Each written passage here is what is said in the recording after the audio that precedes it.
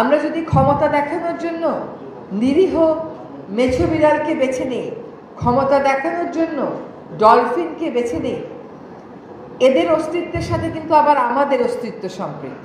চেষ্টা করলাম যে মেছো বিড়াল নিয়ে একটা সচেতনতা তৈরি করতে। মেছো বিড়ালকে শুধুই আমরা মেছো বাঘ বলি, বাঘ বলে একটা ভীতির সঞ্চার করি, করে এই চরম ইনোসেন্ট একটা প্রাণীকে আমরা মেরে ফেলি। এবার আমাদের এখন অবস্থা এমন যে মারি যে এটার জন্য লজ্জাবোধ করি না, মারি যে এটাকে ভিডিও রেকর্ড করে সোশ্যাল মিডিয়াতে দেই।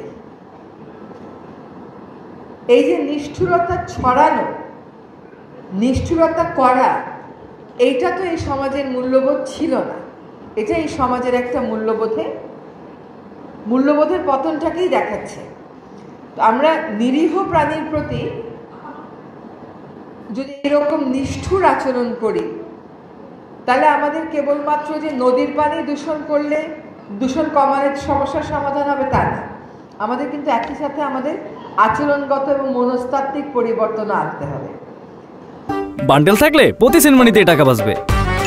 বিকাশ সেনমানি বান্ডেল কিনে জিতুন প্রতি লেনদেনে। আমরা যদি ক্ষমতা দেখানোর জন্য নিরীহ মেছো বিড়ালকে বেছে নিই, ক্ষমতা দেখানোর জন্য ডলফিনকে বেছে নিই, এদের অস্তিত্বের সাথে কিন্তু আবার আমাদের অস্তিত্ব সম্পৃক্ত।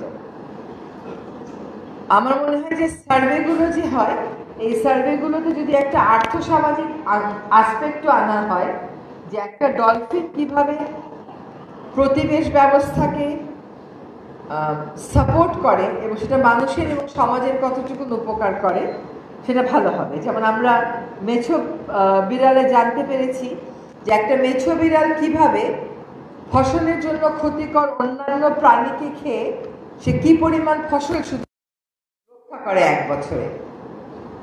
তো আমরা বন্যপ্রাণী আইন বলেন, বিধিমালা বলেন, বন বিভাগ বলেন, সব যদি সক্রিয় হয় কিন্তু আমার মনস্তাত্ত্বিক পরিবর্তন না আসে, তাহলে এই প্রাণীগুলোকে বাঁচানো আমাদের জন্য কষ্ট হয়ে যাবে।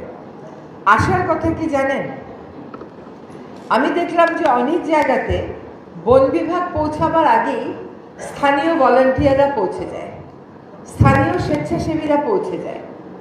এইটা আমাদের জন্য একটা বড় শক্তির জায়গা, যে একদিকে যেরকম কিছু কিছু গোষ্ঠী একটা নিষ্পাপ প্রাণীকে মেরে ফেলে সোশ্যাল মিডিয়ায় পোস্ট দিচ্ছে, অন্যদিকে তেমনি আরো অনেক তরুণদের সংগঠন বা প্রকৃতিপ্রেমী সংগঠন কোনো নিষ্ঠুরতার খবর পেলে বা কোনো বন্যপ্রাণী কোথাও ধরা পড়েছে এরকম খবর পেলে সাথে সাথে দৌড়ে গিয়ে বন বিভাগ ওখানে পৌঁছাবার আগে নিজেরাই ওটাকে রক্ষণাবেক্ষণের দায়িত্ব নিচ্ছে। আইন স্পষ্ট করার পাশাপাশি আমাদের যিনি রেজাউল করিম সাহেব যে প্রবন্ধটা পড়লেন বা যে সাইটগুলো দেখালেন, ওনার একটা দাবি ছিল যে ডলফিনের বিরুদ্ধে যে নৃশংসতাটাকে হয় এটাকে কগনাইজেবল এবং নন বেইলেবল করা।